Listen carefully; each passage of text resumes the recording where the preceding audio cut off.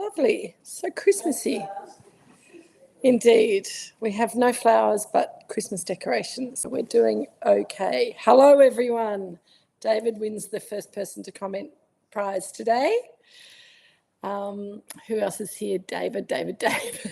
Fiona, hello. Craig and Karen and Joan on the deck. Awesome. Richard's bringing the eggs in from the car. So you can all give him a round of applause. Who else is here? Oh, my glasses aren't working properly today. Kay, hello. Rita, hello. Linda, hi. I'm getting a text message from someone.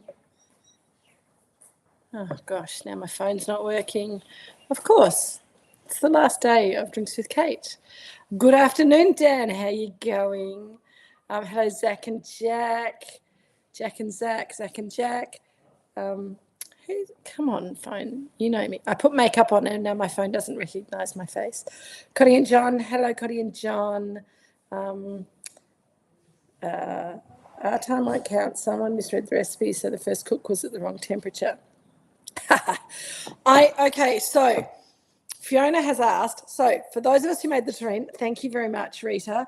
I've made a bit of a hack of cutting mine up, but I will show you. Hang on a sec. Let me just do a little. I was very proud of myself.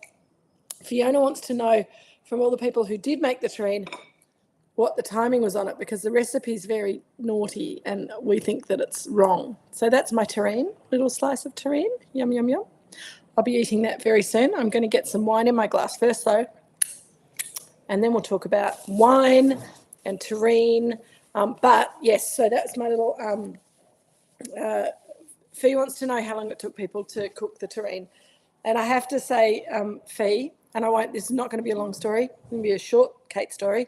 I lost my nerve halfway through cooking and rang Jill and said, Jill, I've never made a terrine before, and this recipe says to cook it for 40 minutes, and Fee says to cook it for an hour and a half at 140 degrees. And Jill said, that's a stupid recipe. Make it hotter. So halfway through, I turned the temperature up to 160, and I thought I'd overcooked it, and it's turned out beautifully. So for those of you who found the recipe a little bit scary, a little bit slow, Jill's tip is to turn the heat up to 160 and cook it for 40 to 60 minutes. That's what I did, and I ended up with a very lovely terrine. So thank you so much, Fee, for the recipe. And Fee, Mum said that it looks very much like one of those recipes that chefs put out and give you like slightly wrong instructions so that you can't make it as well as they make it in the restaurant, so you feel like they're like super amazing chefs. So I think your call on there being too much salt in it originally is a good call, because I did your salt amounts and it's perfect. And I think the cooking time and the temperature is probably another one that he's like, let's see if you can work out how to fix this. But it's a beautiful recipe, and it is quite, as you said, it's quite simple to make. It just, you need the time for the chicken to sort of soak in the salt, and then the cooking time, which is a bit stressful. Hello, who am I saying hello to? Oh my God. Joan spent the last 2 weeks cooking it. Excellent. Oh, Sharpie. Hello, Sharpie. How you going? And Rod. Hello. Good to see you. It's a bit glary in here today because it's so sunny, and my glasses, I think my eyes are a bit tired. Anyway, I'm doing my best. Hopefully some 2005 Chardonnay will help. Pete's looking thirsty.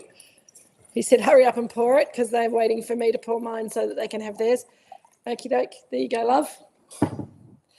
Cheers, everyone. Happy week before Christmas. Just think, this time next week, it'll almost all be done. For those of us, you who celebrate Christmas, it's nearly over this time next week. All right, the wine. Craig is saying the wine is like Chanel No. 5. I just want to keep it. Is beautiful, isn't it, Craig? It smells gorgeous. Dan agrees. Hello, Alison and Andrew. How you going? So again, everyone's names are still in there. They're not coming up as the people's names. So I'm just I'm just having to read a little bit harder to work out who's who, but that's okay. I think I'm doing all right so far. So beautiful. So 2005 McIntyre Chardonnay. Merry Christmas. Thank you for being part of Drinks with Kate, and you're welcome. I thought we needed to have a really special glass of wine. Hello, Jeff and Sue. How you going? Welcome, welcome. We needed to have something really special tonight because you guys have done such an amazing job keeping Drinks with Kate going over the last 6 years. Because if you didn't keep coming back, there'd be no point for me to do it. So,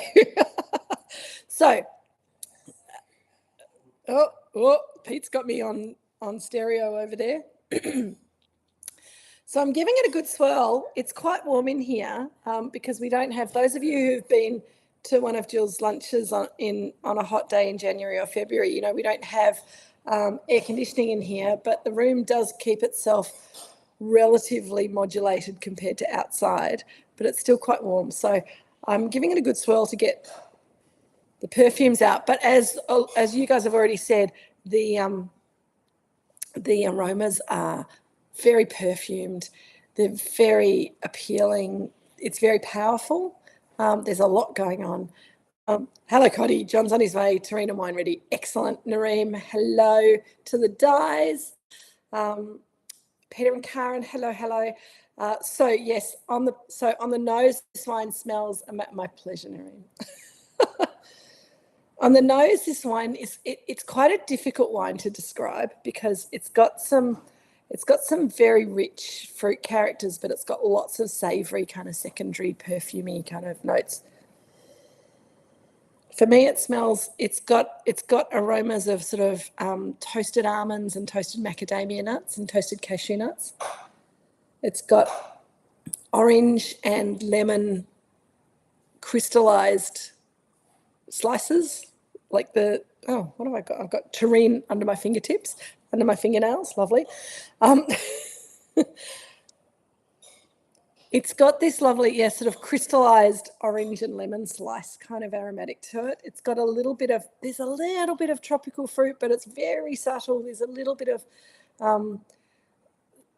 just a hint of sort of lift of pineapple or something there. It's not quite that obvious. It's from 20 years ago. We got the Chardonnay riper than we do now. We were looking for more ripeness. We were worried about it not being ripe enough. So it's a slightly different shape and character from the Chardonnay that we make today, but it's held up beautifully. It was 2004 was the first year that we put wine under screw cap. So 2005, the screw cap helps. All right, Linda's saying it's yum. Well, that's why I do my job, Linda, and you do yours. I need more words than yum, but yum is a good one as well. Absolutely.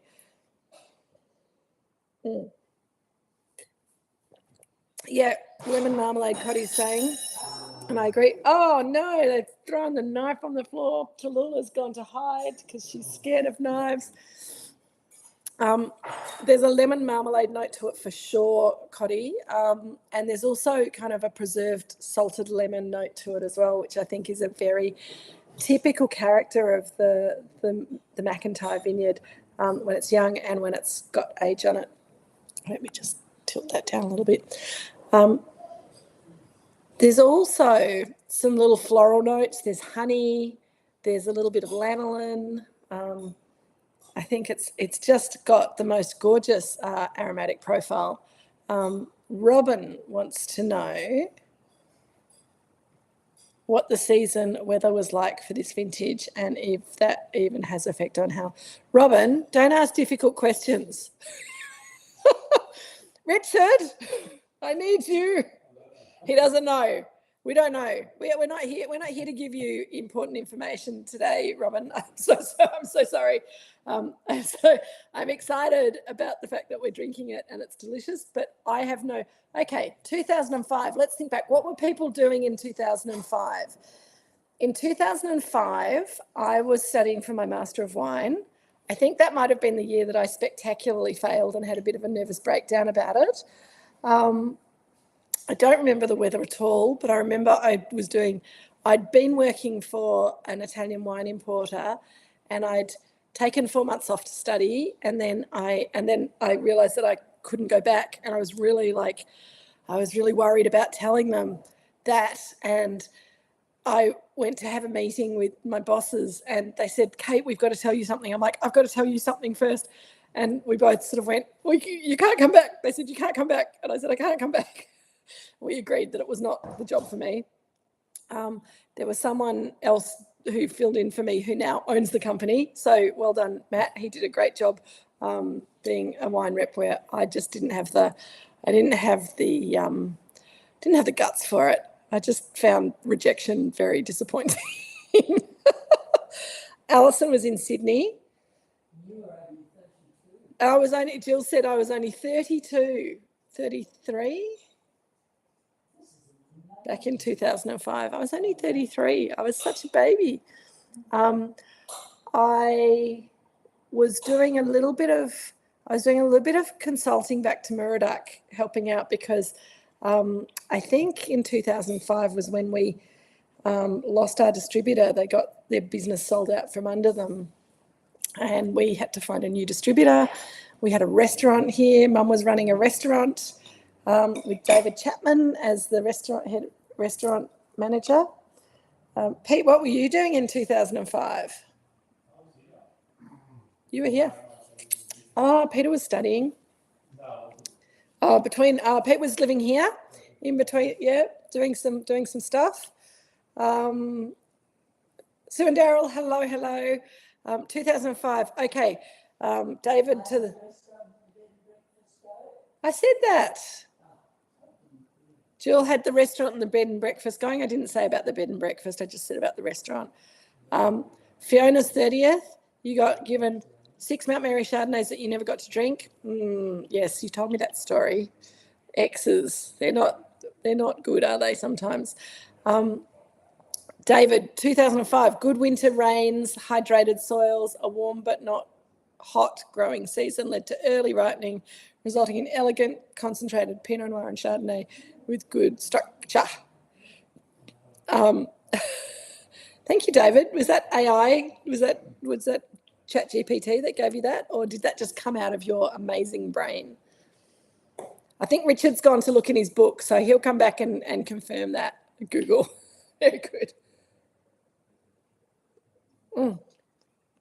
Okay, was at the RACV Noble Park as an IT invader from NRMA, and when they did the deal with Victoria. Okay, agreed to merge for underwriters. Okay, cool. That sounds exciting. Selling insurance. Good, excellent. So 2005, 20 years ago. That feels like a very long time ago. But this wine doesn't feel like it's been in the bottle for 20 years, does it? It's also, for me, now that it's opening up, it's getting this lovely kind of creme brulee kind of a note. There's a custardy. Oh, Loans was in England. There you go. It's got a sort of a custardy kind of a flavour to it, and a slight burnt sugar kind of note. But it's not sweet in any way. It's very savoury, and it reminds me a little bit of.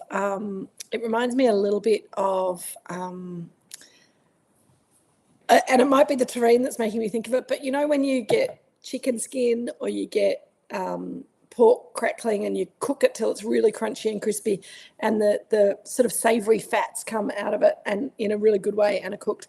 It reminds me a little bit of that. I'm going to have some of my terrine on a bit of crunchy toast, so I'm going to be very crunchy. Hang on.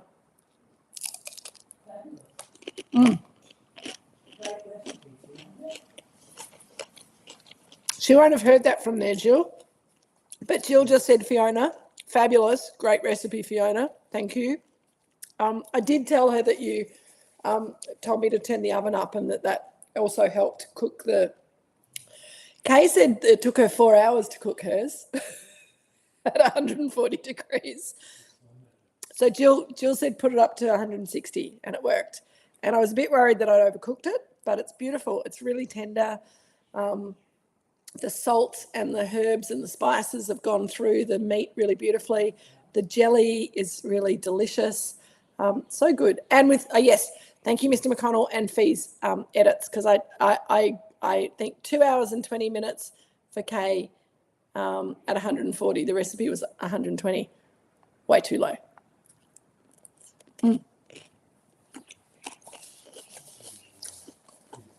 I maybe exaggerated that a little bit then. Okay. All right. Right. Craig wants to know, will the majority of our Chardonnays last 20 years, or is it just the riper vintages that give it the legs? No. Craig, I think that the cooler vintages actually will have more structure to them. So the acid will kind of pull those cooler vintages through very nicely for the extra time. The riper vintages, as long as they've got enough acid and they're not too ripe and they've got nice phenolics, which this wine has, you can really feel that textural quality to the wine. Those phenolics are really important to helping the wine to age well. And phenolics, we've sort of talked about phenolics before, but probably some of you are shaking your heads and saying, what is she talking about? Phenolics is sort of that grippy feeling. It's like tannins. In fact, tannins are phenolics, but not all phenolics are tannins. And it gives a white wine, a Chardonnay like this, that sort of grippy texture to it and the savouriness to it that makes it really make you want to keep coming back for more. I think, Craig, the more recent wines will age for at least 20 years. They'll age slightly differently. They might be slightly, they won't have necessarily that little hint of, that little top note of, it's almost like brulee mango or barbecued pineapple, but not quite ripe. So it's not when a pineapple or a mango gets overripe. It's when you get a really nice piece of pineapple or mango and then you just stick it on heat and like brulee it with maybe a little bit of brown sugar on it. There's that little hint to it, which we've moved away from by picking the fruit a little bit earlier. So you'll see more sort of evolving peachy, nectarine kind of characters and more citrus fruit characters evolving into, again, we've got lemon marmalade here today, but we'll have more of that sort of lemon, preserved lemon marmalade, sometimes lemon butter characters coming through in the wine, which is pretty delicious.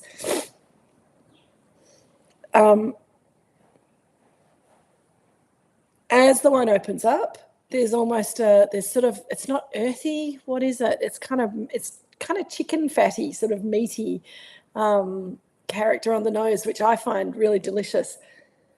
It makes me think a little bit of like the best roast potatoes that you've ever had, you know, when they've roasted and caramelized in chicken fat or duck fat, and they've got a little bit of saltiness to them, and they've got this almost sweetness to them because of all that fat that's gone into cooking them. That's what I'm trying to sort of describe in that I'm smelling in this wine. People look at me as though I'm mad when I say these things most of the time. But anyway, roast chicken skin, absolutely, Fee. Barbecue chicken skin, Craig's saying. Richard's got his book, so he'll be able to tell us the definitive answer. Does the book go back as far as 2005, Dad? Absolutely. Are you going to come and tell them? Well, I can say some things. I can't remember what the season itself was like, but there are some clues here. Yep. And I think some clues to the longevity of this particular wine. We picked the fruit that went to this wine on the 31st of March. On the 31st of March, that's crazy. I think it was a relatively It must have been a cool year. Mm-hmm. And it was just under 23 bricks, and that translates to what, about 12 and a half, 13? More. 14, 13 more, and a half? 13 and a half, maybe. It was cropping at levels we haven't seen for a long time. We got nearly 8.5 tonnes off that block. Oh, we dream of that these days, don't we? So, but the other really interesting thing is that the titratable acidity in one block was in one parcel, it was just over 9 grams. So that's quite high acid levels. And the other was 8. So they're both high, I think. So ripe fruit, but high natural acidity. which probably explains why the wine has aged so beautifully. I think so. And the other thing I can say is that we picked the 06 a year later at the beginning of March. Yeah. And that was the first time we were picking some fruit, which would have been Pinot Noir, before the end of February. Yeah. And I thought my life was just going to collapse in horror because we were too warm. But, you know, that was a very, very early vintage. But I think we can see some clues about why this one has aged so well. Okay, thank you. A couple of comments for you, Richard. Dan is welcoming us to your TED Talk that you should do. This is a TED Talk. I think it's very good. Thank you. Craig wants to know if your notes are written in ancient Latin. The hieroglyphics I find quite hard to decipher, Craig. So it's not ancient Latin, but the hieroglyphics are quite. The note form. It's a very special type of notation, isn't it? You don't write all the details. Correct. Shorthand. And also, if you remember that one time many years ago, I used to be in a medico surgeon. Doctor's handwriting. And our handwriting is generally pretty appalling. Yep. I certainly qualify there. Yes, absolutely. Absolutely. And Nareem says, nice haircut. I gave Richard his haircut yesterday. It's his summer hair. It's his pre-Christmas haircut. It makes him feel much happier. He was feeling a bit woolly until then, weren't you, Dad? Yeah, I recommend the hair cutter. Very great value for money. If anyone wants a number 5, I only charge a bottle of champagne per haircut, or a bottle of 05 Chardonnay. I know. I'll be in all sorts of trouble. That's all right, Jill. I'll have lots of champagne then. Richard's code, absolutely. Everyone says, Craig said, thank you very much, Richard. Merry Christmas. We love your wisdom. That's awesome. Thank you. Very good. Craig was also asking whether we thought that more modern Chardonnays would age as nicely for 20 years. And I was saying when you were out getting the book that I think that they'll age, but in a slightly different way. They won't have quite the richness of this wine because we're picking a little bit earlier to get elegance. But I think they'll probably age. I think they will. Possibly better than this wine. I think, it seems hard to believe, but I think so. I think that we're getting the ripeness that we're looking for in the grapes, and it's quite dramatic actually when you're sampling once a week or sometimes more often than that. And you get this juice to taste, and all of a sudden there's the flavours there. Yep. And I think we're getting that at lower sugars than we used to, and I think that's a really good thing. Yep.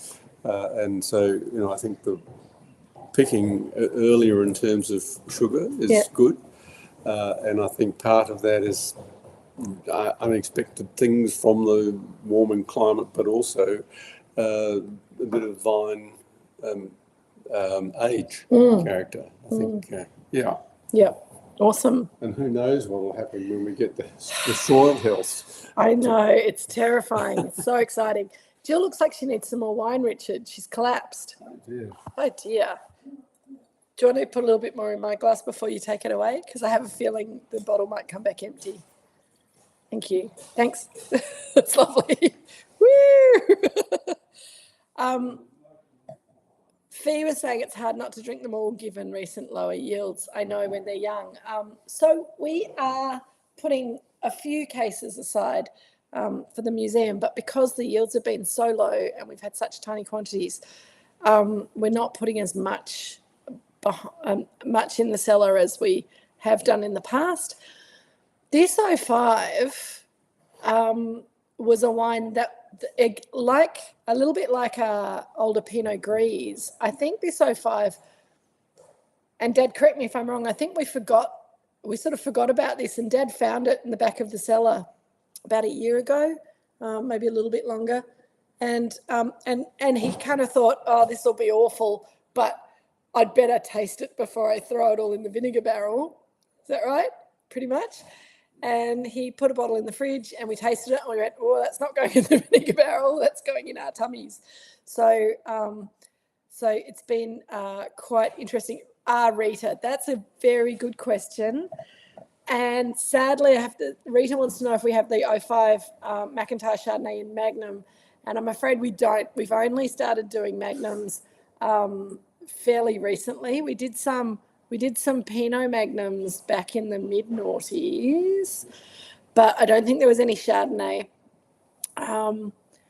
And yeah, no.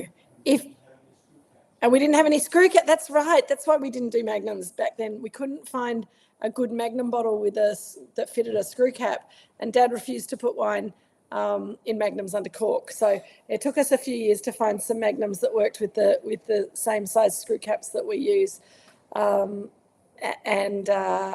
so sorry. What did David say? What's David been saying? When vines are nearly as old as me, do they struggle to get out of bed in the morning? Sometimes, David, sometimes. John says more honey characters now. Yeah, the honey's coming up, and the thank you, Lions. I'll get there. Don't you worry. There's honey, and there's also a really beautiful lanolin and beeswax character coming up as the wine airs and opens up. We're moving away from the tropical fruits and back into the honey and lemon kind of notes. It's quite intriguing, and it's getting more savoury as well.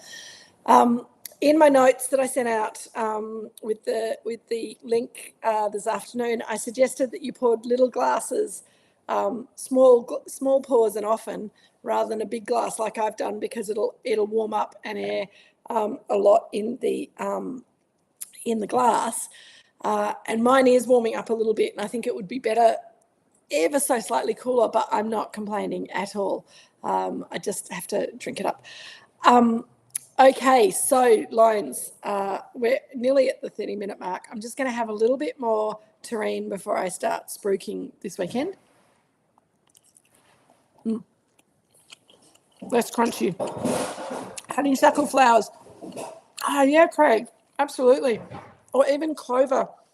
You know when you get clover and you pull the flowers out and you suck the end and you get the nectar? Honeysuckle flowers as well. So Kay wants to know if there's any terrine left, perhaps, or any Chardonnay left, any of this wine left to buy. I'm not sure if Richard's got any to buy. He's got a little bit stashed, but I think we're probably going to, I'll have a look. If there is, I'll let you know. It would be a bottle here or there rather than a 6-pack here or there.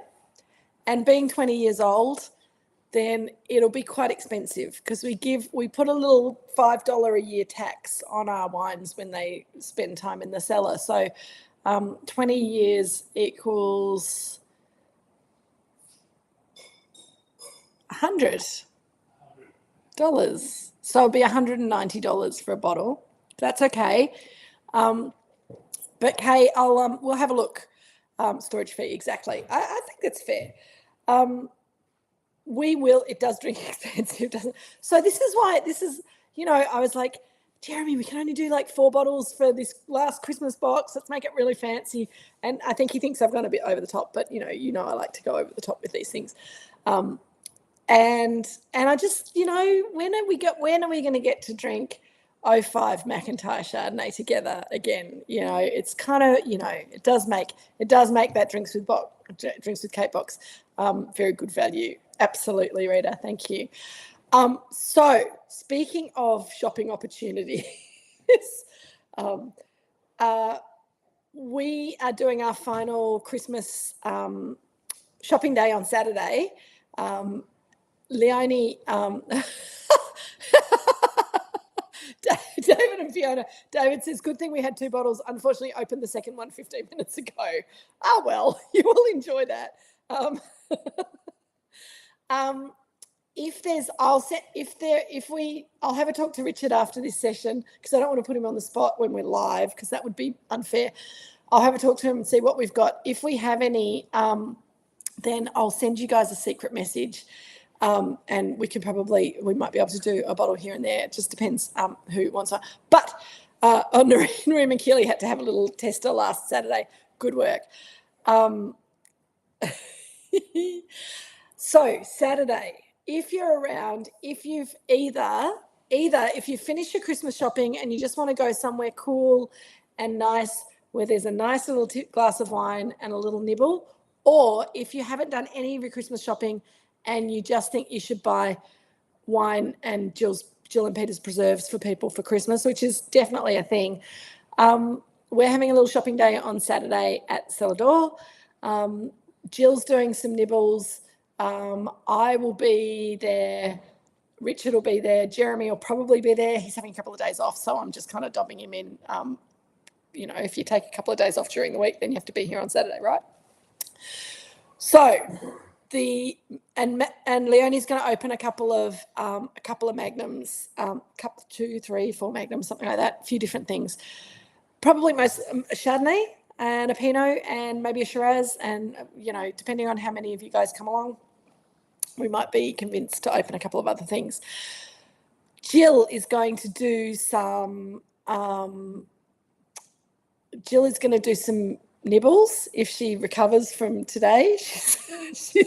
Hey, she has to wake up. She's died. She's over there on the table and she's having a little sleep. She's been out Christmas shopping this afternoon, which seemed like a very bad day to go Christmas shopping to me. But anyway, needs must when the devil drives. Jackie is saying that Jill's kumquat marmalade is amazing. It's an excellent Christmas present for anyone who loves good marmalade. I agree, Jackie. And the kumquats are growing just outside that door there where our beautiful friend Reggie used to jump up. The kumquat tree's just behind there. It should be called Reggie's kumquat tree, really, shouldn't it? That was his special spot. Kay, you can come and pick up your 05 on Saturday. Yes, I will be in touch with you personally to let you know if Dad's got a bottle for you.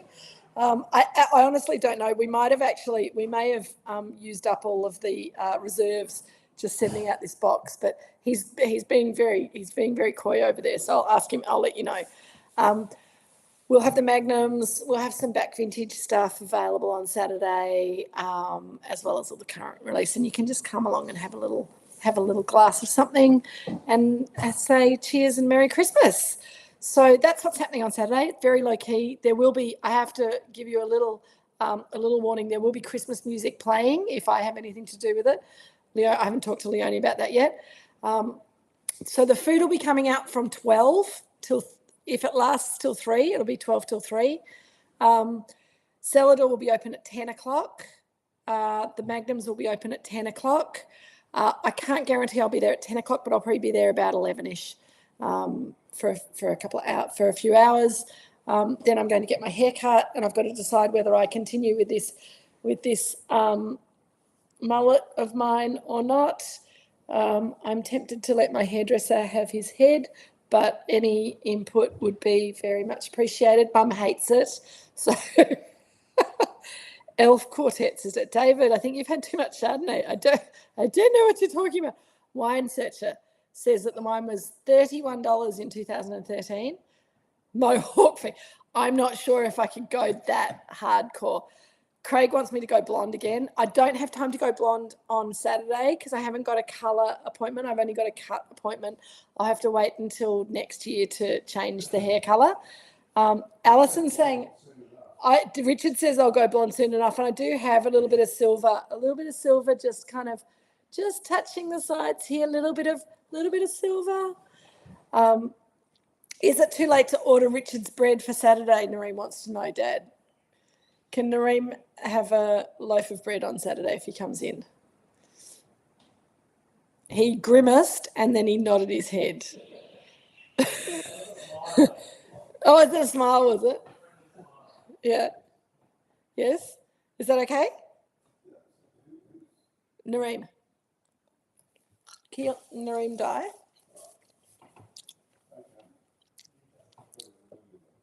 I will write it down for you, don't worry. Mullets are in. I know mullets are in. I don't play footy for Geelong or the Bulldogs, Nareem, so that doesn't help. You did say that you liked his haircut, that's right. David got Linda's bread last weekend. Very good. That's why surgeons wear a mask, so you can't see the faces they make. Absolutely. The 70s are back. I think I'll probably just do what I'm told by Tim, my hair cutter, because he's pretty cool and he knows what he's doing. And I'll talk to him about maybe a little bit of blonde next year. We'll see how we go. I do like my natural hair colour, to be honest. It is natural because I'm not really very grey yet, so I'm quite happy about that. Okay, that's enough about me and my hair. Need a pic of that mohawk. Okay. Oh my God, Kay, did you have a mohawk? Where did I miss that? What? Fee had a mohawk at my 21st. Fee, I had a mohawk at my 21st. Kay, we need to see that photograph. Bring it along on Saturday, please. All right. So has anyone got any wine left? I do. And now it smells like peaches. It's amazing how it keeps changing. It's just warmed up a little bit, and that peach in the mid palate's coming through. It's just gorgeous. Linda Senderim can have one of yours again. Oh, Linda, that's very kind of you. If Richard can't make an extra loaf of bread, it's only Thursday though. He can probably do it. Otherwise, you can have my loaf of bread too, Nareem. I get leftovers. So if there's no leftovers, then I don't get one. It's okay. I've got still a loaf in the freezer. So there is an acid and a stone fruit coming through. Absolutely, Craig. It's just evolving so beautifully. So Rita wants to know, what was the best food match? Terrine, cheese, chips, chicken sandwiches. I have to say, again, after the triumph of the Swedish meatballs last week, I think that Fee's chicken terrine, Andrew McConnell's chicken terrine, and I didn't do any of the accoutrements. I didn't have the mayonnaise. I didn't have the radishes. I just had the terrine with a bit of crunchy toast. It is a very delicious food and wine match. That's the other thing that I was going to say about Saturday, and not wanting to rub it in for those of you who are in Sydney and who are too far away to come along on Saturday or busy doing something else.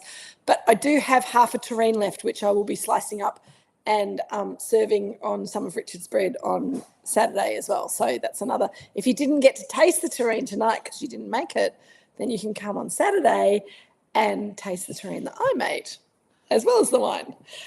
Okay.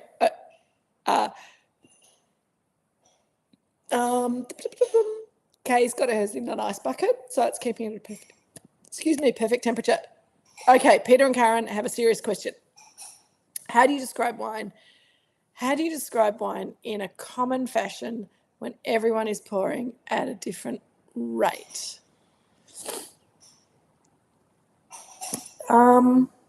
So, Peter or Karen, the English cream with the terrine is delicious. It would be absolutely delicious. I just ran out of time to make it. It's been a bit of a week, as you would expect from me. Craig, I'm really sorry. I'll make you the terrine another time. I'll come to Sydney with terrine. Why do I make these promises? Sydney in February. Okay, so Peter and Karen, I don't quite understand your question. How do I describe the wine as it's evolving, do you mean? Because everyone's pouring at different times and it's evolving differently for everyone? Or I'm not.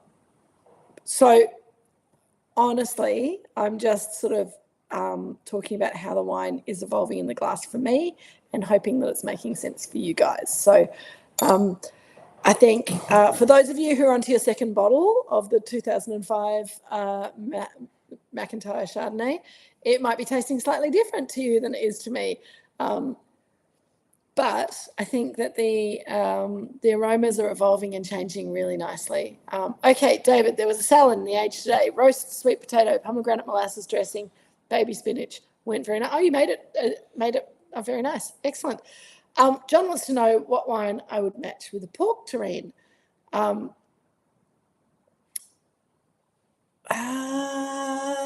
This wine would go quite well with a pork terrine. Pinot Gris would go well with a pork terrine, and a youngish Pinot Noir would go very well with a pork terrine, John.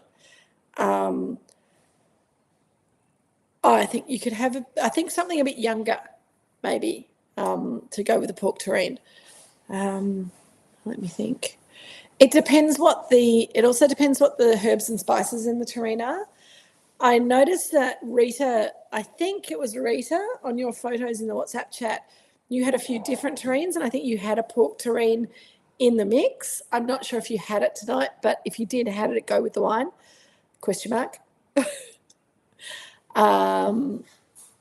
Peter and Karen, yes to my reframing question. Did I answer it? I just smell and I taste it and I say it how I see it, and hopefully it makes sense to other people.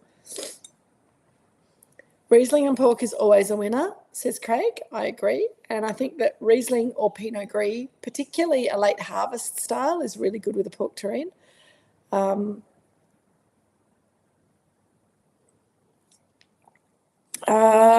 Kay made the dressing, mayo, capers, anchovies, as Fee suggested, but added a touch of lemon juice, which worked really well. That would be delicious. With chicken terrine, it went fabulous. It was fabulous. So was the Comté cheese. Okay, good. Comté cheese is great with this wine. Absolutely. Jackie wants to know if anyone's kept a record of our food and wine matches. A recipe book could be fun merch. Well, I have all the emails that I sent to you guys, so I reckon I could probably trawl through them and put them together. So yes, that is another good idea for another little job to do. And if Jill won't do a cookbook, she's still. Is she asleep, Richard? Is she okay? Jill's very tired. If Jill won't do a cookbook, then maybe we can do a Drinks with Kate cookbook, and she's alive. Excellent. We can put a few. I'd look really silly if she wasn't, wouldn't I? If Richard went, actually, let's not even joke about that. That's not funny. Okay. So, Simon got Casanata Portuguese custard tarts. Going well. I reckon, David, at this stage, anything would taste good with this wine, don't you reckon? But Portuguese custard tarts, yum, yum. What else? Okay, stupid wine question of the night. What was your favourite wine tasting of the year? Are you asking me, Craig, or are you asking everybody else? And are you talking about Drinks with Kate, or are you just talking about general wine tastings? I'm not sure if I've done... Yeah, absolutely, Cotty. I'll get on with it. Kay is investigating the venue for our cooking adventure. Good work, Kay. Keep us up to date with that. Rita, oh my gosh, you did Gravlax as well. Rita, did you make my Gravlax recipe, or did you buy some Gravlax? I will be making the Gravlax recipe next week for Christmas. If you like that kind of thing, I highly recommend it. Again, it's a bit fiddly, but you look like an absolute bloody genius at the end of it when you just kind of slice off those little thin, wafer-thin pieces of Gravlax, and it's got the beetroot staining on the edge, and you put it on a white plate, and it looks like a work of art, and it tastes amazing. It's awesome. I highly recommend the Gravlax. But I think the chicken terrine was good. I'm glad that was the best match. I agree, Rita. I think anyone who was having chicken sandwiches would probably be pretty happy as well. Craig is asking me and whatever. And Craig, I can't even think. I don't think I've been to any good wine tastings this year.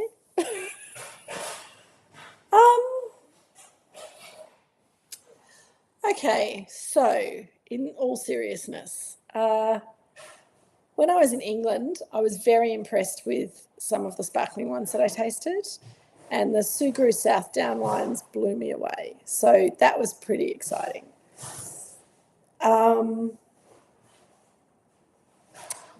We also did a tasting here. I've got a little tasting group that meets here at Moorooduc. We're supposed to meet 4 to 6 times a year, and this year we've met a huge total of 2, so we're not doing very well.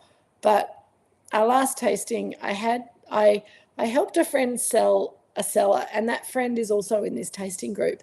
And I said to him, it would be a real shame to sell these 6 bottles of Bordeaux that you've got, which were first growths through to fourth growths.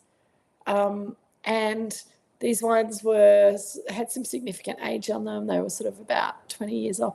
These wines were delicious, and he was going to sell them. And I said, he said, I'll pay you for your time. I said, pay me with the wine. And then we did a tasting with it. And it was really, really, it was delicious, and it was fun. And it made me think, with these wines that we collect, we shouldn't sell them. We should drink them with people who are interested. So there have been, I'm sure, many, many other tastings that have been fun, but they're the ones that spring to mind when you ask me a question that I have to answer off the top of my head.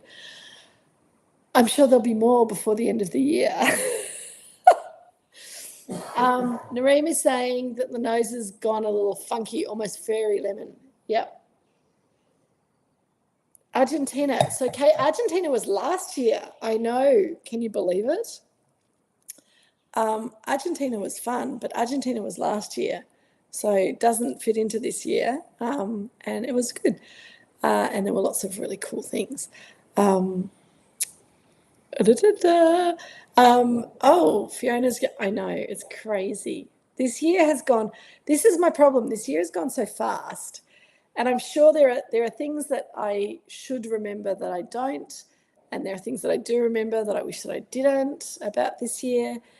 But we're in a week's time, Christmas will be over, and we'll be getting ready for the new year, and 2026 will be upon us before we know it. So, you know, the best wine that I'm tasting to memory right now, I'm pretty happy with this wine in the glass right now, the 2005 McIntyre Chardonnay.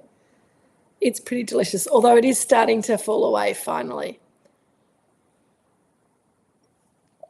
Fiona's calling you a dill, David. I do get a little bit of dill or a little bit. I was getting aniseed earlier, and it kind of faded away and came back. It's falling apart a little bit now. So drink it up. Don't hold on to it for too long. But that's pretty good. It's been going for 47 minutes in the glass. That means I reckon you've probably got, at least, if you've got any in your cellar, you could probably keep it for another 2 to 3 years, maybe a bit longer. But it's drinking so beautifully right now. I think go for it now. What wine are we having for Christmas Day? So we all have a bottle of 2018 Garden Vineyard Pinot Noir. And the reason that I sent you 2018 Garden Vineyard Pinot Noir is because Max Allen was just about to nominate the 2023, and I'd got like a heads up ahead of time. It was embargoed, but I could put the 2018 in your box very happily. Max Allen was about to suggest that you drink 2023 Garden Vineyard Pinot Noir with your Christmas ham this Christmas. He hasn't tasted the 2018 for a while. I might have to send him a bottle for Christmas. But I think the 2023 is delicious. We had that last week. The 2018 just has that little bit of extra bottle age that makes it absolutely gorgeous. I think that you will if you do decide to open it for Christmas Day and have it with your ham or your roast turkey or your fillet steak, if that's what you have at Christmas, then I think you'll be very happy. Craig, I agree. I haven't been as taken by any wine this year as this one. It's a great. Thank you, Craig. I feel a little bit like I'm being a little bit of a cellar tragic, but this is pretty special. I'm sure there were other ones, but they'll come back to me later at 3:00 in the morning. Fee wants to know what I eat with turkey. Can I tell you a secret, Fee? I eat turkey as rarely as I possibly can. I don't see the point of it. I don't really love the flavour. I find it quite bland. It tends to be dry more often than not. If I'm going to eat bird, I'd rather eat chicken or quail or duck. Or I've never had it before, but goose. I'd be interested in having goose. But no, I'm not a turkey girl. Turkey is something, if someone gives it to me, I'm not going to go, I can't eat turkey. But I kind of agree with Craig. It's so big. It's almost impossible to cook it without it getting dried out. And I think the flavour's all in the sauces that you put on it. So there you go. Ending with a controversy. Other people are agreeing with me. Goose is good. Alison, I would love to have goose for Christmas one year. I'm not sure if I could convince my family. I think it would freak them out a little bit too much. And I have no idea what I'd serve with it because I don't know what it tastes like. But one of these days I'll have goose.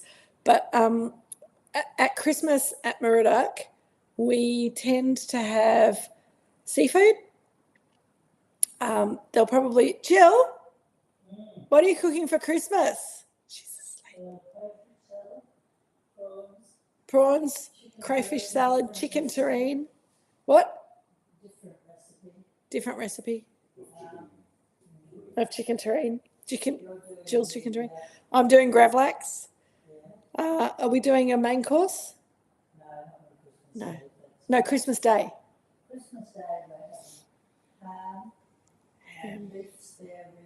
Ham and beef spare ribs. She's just woken up. What do you call beef cooked on the bone? Roast beef. Oh, a wing rib. There you go. So I think we're having beef and where does Jill get her seafood from on the peninsula? Rita wants to know. I'm lost. So Rita, there's a really cool shop called the Big Fish. Where is it, Jill? It's in Carrum Downs. It's on the Frankston Dandenong Road, Richard is adding. And Tallulah's still here. That means Peter's still here. I thought he'd gone. Anyway, the Big Fish, they are not taking orders for Christmas anymore. You can go and queue up for fish at the Big Fish. It's pretty amazing. Peninsula Fish Supply and Dramana, Jill recommends as well. So yeah, you have to go and queue up. Go really early to the Big Fish if you're going in the days before Christmas. It gets really busy really quickly. And I think, when did they say they were getting their last lobsters? On Monday or Tuesday? So their last lobsters that they're getting in are on Tuesday. I don't know what, you have to get Pete to get there at like 6 o'clock in the morning because I've told everyone the big tips now. So Tuesday lobsters are the freshest that you'll get. They said you don't have to get there early. They've got 12 people in the shop serving. They've got 1 million crayfish and thousands of oysters and 50 million prawns, and you'll be all right. That's what Jill said. I might have exaggerated a little bit. Fiona is saying, yeah, okay, everyone's saying Big Fish. Yep. Craig's family are doing the new internet sensation pulled ham. Everybody's doing it, okay. Okay, done that. You need a good bird for turkey to work. I'm sure duck is best. I love duck so to catch. Yeah, it's when you've got buckshot in it, it's a bit. What else? Big and fishy. It is, David. So Fiona's saying they open from 6 a.m. on Christmas Eve. Yep. Lindy. Hello, Lindy. You haven't been chatting before. Hello, welcome. Can you fish in the Mornington Peninsula? What do you catch? So most of the Mornington Peninsula is snapper and what's the other thing? The flathead, yeah, and mussels. But you're not allowed. There are no commercial fishermen allowed in Port Phillip Bay or Western Port Bay anymore, are they? It's all just yeah. Fiona, you absolutely can fish the Mornington Peninsula. Calamari, snapper, gummy, gar, whiting. That says Fee. She would know. Fee, I'm coming on the boat this summer. We have to go out on the boat. I'll bring the champagne. Are we allowed to drink champagne on the boat? I think it'd be good. I can swim. Jill said I can't swim. She's being naughty. She's had too much Chardonnay. Quiet observer. Oh, very good, Lindy. Well, welcome. Yes. Flathead, yes, I thought so. Kay doesn't like pooled things, so I don't need to swim, David. No, exactly. I'll stay on the boat. I don't know what she's talking about. So everyone, we're nearly an hour in, and I think my Chardonnay is just about finished and my terrine's finished, and we're talking about snapper and flathead. My darling, beautiful, wonderful Drinks with Kate people, and I'm very sad that Shell and Andrew aren't here because they kind of would complete us, but that's okay. We'll be all right. Those of you who are here live, those of you who join us later on in the replay, see you later, Peter. See you, Tallulah. Have a beautiful Christmas. Fee's got the plum polycarbonate glasses on the boat. Excellent. Dan saying have an amazing Christmas. Coddy, thank you to the whole Moorooduc Estate family, staff and friends. Another great year of knowledge and camaraderie. Happy holidays. Everybody, it's been an absolute... Oh, thank you, Noreen. I'm going to go and watch some smoochy Christmas movies now. It's been awesome. I've got a little bit of Chardonnay to toast you all. Thank you, everyone, for another wonderful year of Drinks with Kate. It's been amazing. Have a wonderful Christmas. Have a very happy New Year. Box, yeah, Die Hard, absolutely, Fee. That's on my top of my list of Christmas movies. I do have to watch Bridget Jones' Diary as well, but that's just me being mushy. Have a beautiful summer. We will be back doing Drinks with Kate formally on, I think, the 29th of January, that Thursday, the last. It will be so fun. Next year's going to be awesome. Thank you very much for making this happen. It's been awesome. Merry Christmas, Happy New Year. Lots of love. Love you all. Cheers. I'm going now. Bye.